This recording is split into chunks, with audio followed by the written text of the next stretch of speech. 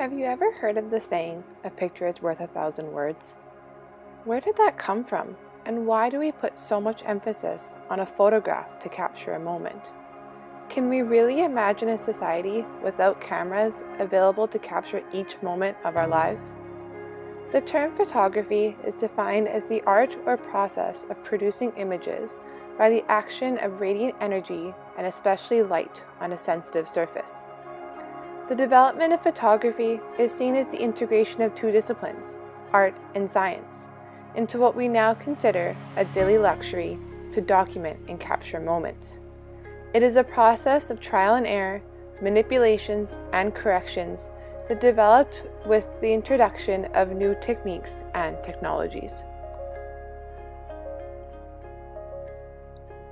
Beginning prior to the 16th century, individuals in the field of optics and astronomy, including philosophers such as Mosey, Aristotle, and Alzin, had discovered a phenomenon known as camera obscura. It hinged on the discovery that light passing through a small opening in one wall of a dark chamber would form an image on the opposite wall. As light passes through the pinhole, the image is portrayed on the adjacent wall upside down, but retains its color and shape. The second scientific principle, discovered hundreds of years later, stated that certain chemicals that are sensitive to light could be used to render the image permanent.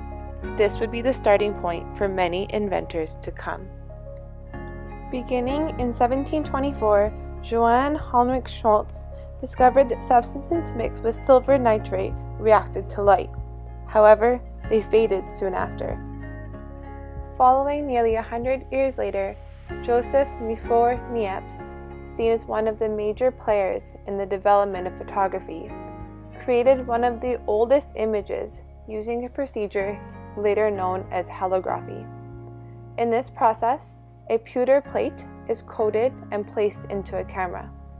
After 8 hours of light exposure, the plate is washed with a mixture of oil and white petroleum, dissolving away the parts of the bitumen that had not been hardened by light, resulting in a permanent direct positive picture. In 1822, he used his process to create the world's first permanent photographic image. However, it was unfortunately destroyed when he attempted to make prints from it. After his death in 1833, his partner Louis Daguerre concentrated his attention on the light-sensitive processes of silver salts. He discovered that when an image is exposed to silver-plated sheets of copper inside a large camera, followed by mercury fumes, he was able to develop the image and use salt water to fix the sheet. These images were later called daguerreotypes and was the most common commercial process until the late 1850s. These images were seen as one-of-a-kind objects, as there were no negatives used, and it was relatively inexpensive to create vivid and intimate representations of loved ones. Within a few years, photographic studios had popped up all around the world, as the up-and-coming middle classes all wanted their portraits taken.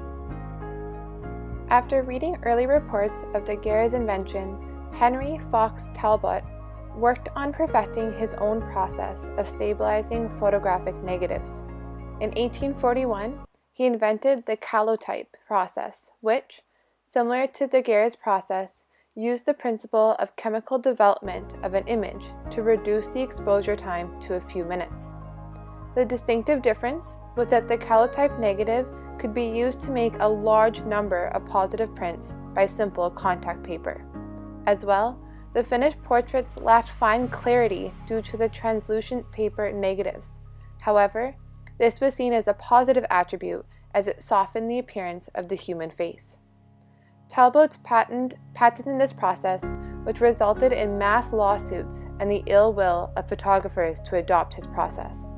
He was eventually defeated, and his methods became the prototype for the negative-positive printing process, which remained the basis of photography into the 19th and 20th century, until the invention of the digital photography. In 1884, George Eastman was also entering the photography scene. He developed a dry gel on paper or film to replace the photographic plate.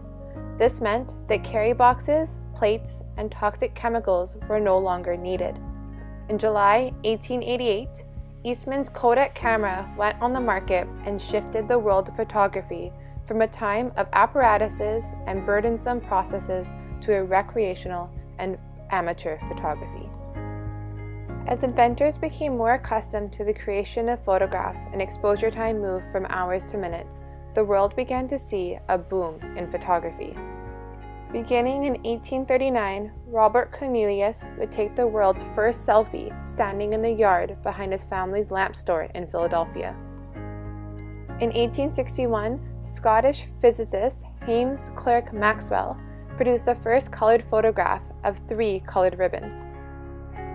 In the early 1860s, the first tampering of a photograph was completed when a photo of Abraham Lincoln was altered as his head was attached to a body of another portrait. Photographs also became methods of proof when settling debates and in our legal system. In 1872, Edward Maybridge was looking for a way to capture the movement of horses to determine if their hooves are simultaneously off the ground. 6 years later, Maybridge successfully completed this by arranging 12 tripwire cameras along a racetrack in the path of a galloping horse.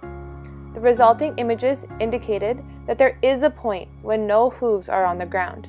This discovery led to the development of motion pictures by illustrating motion through photographs. Photographs also became a way to capture natural phenomenon and document phenomenon beyond the human eye. This included the first photograph of a tornado, after-dark photo, locations around the world, and underwater photographs. Photography suddenly allowed people to see things that they would not typically be exposed to. As well, it fostered the concept of worldwide fame and exposure.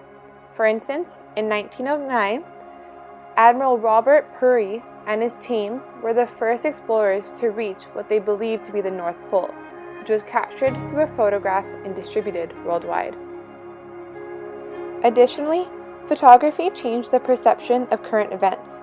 Ordinary citizens were now able to see the destruction of war scenes, such as these taken by Alexander Gardner and James Gibson in 1862. Moreover, the conditions of the third world countries were becoming public knowledge, as photographs were now depicting their living conditions. Photographers sought to capture photographs that comprised both the scene and the narrative. Seeing and documenting life and death through photographs allowed for the world to record events beyond the printed words of others. Visual literacy also began to be discussed in the 1960s as methods of teaching and education came under scrutiny. It was believed that photographs provided the gaps in the standard modes of learning. People believed that, like words, photographs expressed human thought and emotion, recorded significant personal and historical events, and can have an influence on our thoughts and emotions. As we developed into a society of documentation, the world was able to learn about each other through pictures. Ultimately, the photographic process came about from a series of refinements and improvements. From the moment of its birth, photography had a dual character, as a medium of artistic expression and as a powerful scientific tool. Since its origins in the mid-1800s, the camera has been accepted as a machine that enables users to create images seen as works of art. The invention of photography changed the way people perceive themselves, societies, and literacy as we move from a society of imagination through paintings to a more objective perspective through photographs. As digital technology continues to develop, we will continue to see a transformation of photography and visual literacy, as evident in the dramatic alterations over the past few decades.